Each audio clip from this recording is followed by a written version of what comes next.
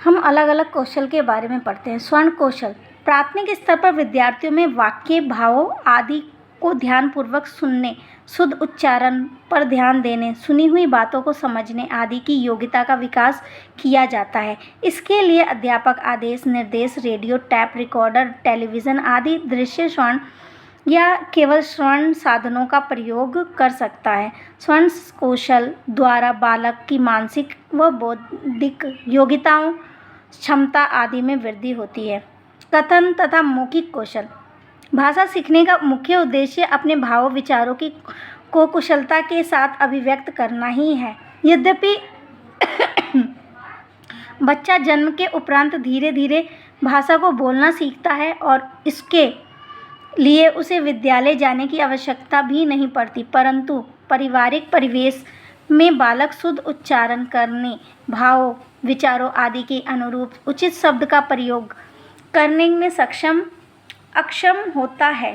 होता है क्योंकि इसका शब्द भंडार अत्यंत सीमित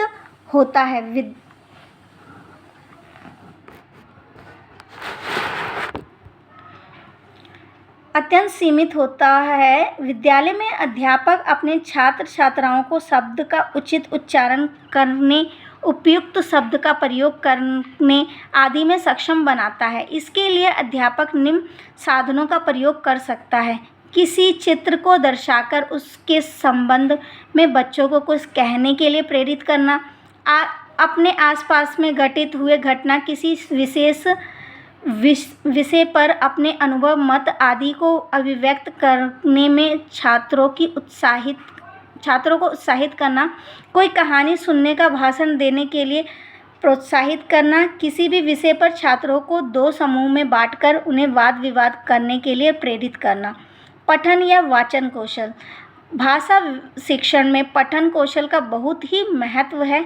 पठन कौशल केवल किसी पुस्तक को पढ़ना ही नहीं, बल्कि किसी भी लिखित रचना को पढ़कर उसके विचारों और भावों को ग्रहण करना व समझना भी है। पठन तथा वाचन की इस प्रकार परिभाषा दी जा सकती है। पूर्व सूत्र ध्वनियों के प्रतीक लिपिबद्ध शब्दों को पढ़कर अंतःग्रहण करने की प्रक्रिया को वाचन कहते हैं। पठन कौशल से केवल ज्ञान प्राप्ति ही नहीं होती, बल्कि किसी साहित्यिक रचना को पढ़कर आनंद की प्राप्ति भी होती है। यही कारण है कि पठन का मानव जीवन में विशेष महत्व है। विशेषकर विद्यार्थियों के लिए पठन कौशल अत्यधिक सहायक होता है।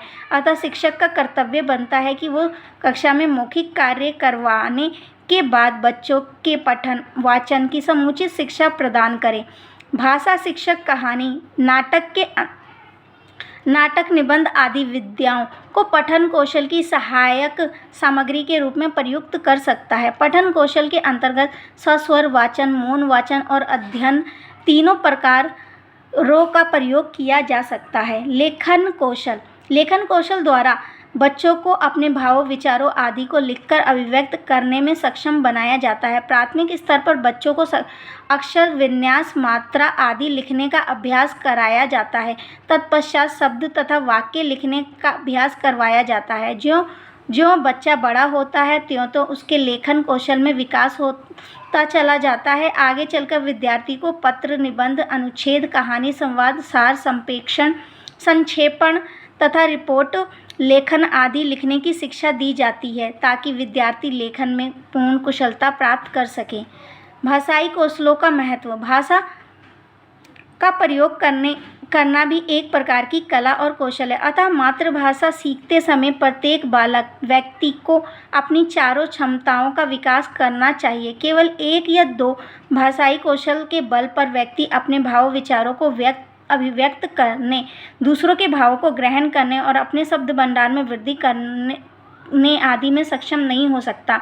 इन चारों क्षमताओं में दक्षता प्राप्त करने के लिए छात्र को अपने अंदर कुछ विशेष आदतों का निर्माण करना होगा। शुद्ध भाषा का प्रयोग करना, शब्दों के शुद्ध उच्चारण यथासंभव प्रयास करते रहना, सस्वर पाठ करना, मौन पाठ करना, वर्तनी वाक्य संबंधित अशुद्धियों के बिना शुद्ध भाषा को लिखना, शांत होकर या एकाग्रचित होकर दूसरों के विचारों को सुनना आदि। इन चारों कौशलों के महत्व के संबंध में रॉबर्ट लाडो ने लिखा है, स्पष्ट रूप से रुचिपूर्वक सस्वर वाचन करना एक कलापूर्ण कौशल ही है और ये कौशल सतत अभ्यास का ही परिणाम होता है। लिखने की व्यवस्था का प्रयोग अच्छे अभ्यास और अच्छी आदतों का परिणाम है। समस्त भाषा शिक्षण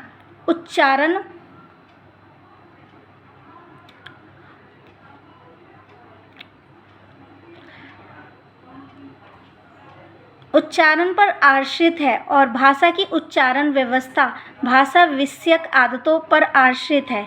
अतः मातृभाषा को सीखना नई आदतों के निर्माण व